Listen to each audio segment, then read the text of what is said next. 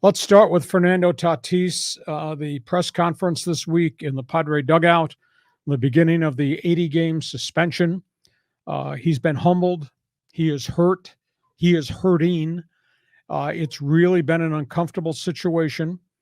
What we saw happen to Fernando Tatis this week is what I projected last week in our podcast, John. I thought that when he went to the meeting with general manager A.J. Preller and the follow-up meeting with the owner Peter Seidler, they were going to do all the talking.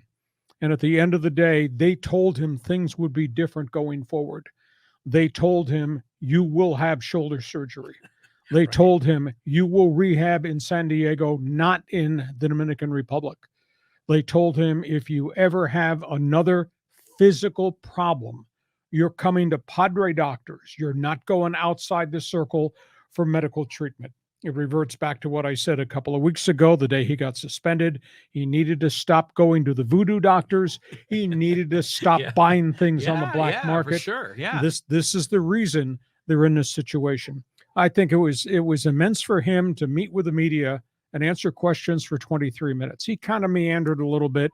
He wasn't real comfortable, but at the end of the day, he had to make the apologies to everybody, the organization, obviously to his teammates, and to a degree to the fans in San Diego. And I also think the 12-minute meeting in the clubhouse was very uncomfortable for him because not everybody right now in the midst of a collapsing pennant race is a Fernando Tatis fan, John. So this is a big issue. And there's at least 8 players that I know of who've made really critical comments about what Tatis has become. And I'll go back and say something that I said weeks ago on this podcast, that I think the money has really changed Fernando Tatis. He's got to get his life under control. He's got to get his priorities under control.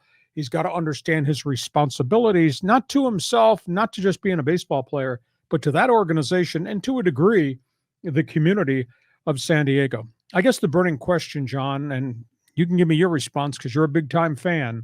I work in the media, but you're allowed to be a big-time fan. Right. The question is, can he resurrect his career?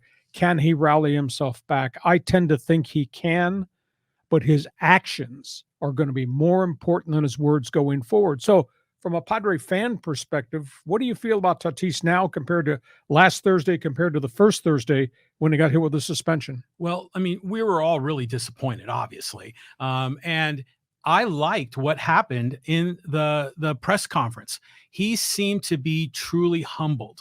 He seemed to have shown true remorse. I thought it was authentic.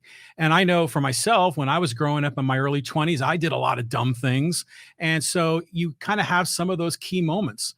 So I think this might be an opportunity for him to turn the corner. He says he's going to stick around with the team for the rest of the year, including in the off season.